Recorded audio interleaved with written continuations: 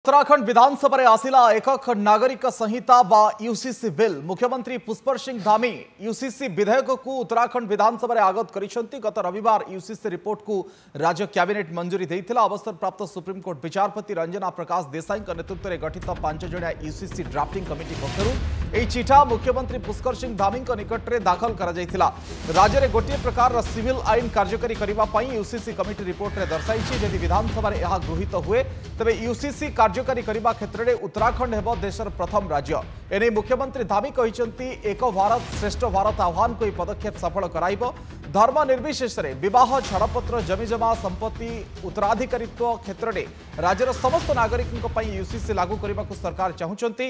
UCC कार्यकारी करने को गत 2022 विधानसभा निर्वाचन में प्रतिश्रुति देइथिला बीजेपी। 740 पृष्ठ सम्मिलित चिठा रिपोर्ट 4 खंड में विभक्त और 2,33,000 लोकंकर परामर्श को आधार करी ए रिपोर्ट प्रस्तुत करा जायछि।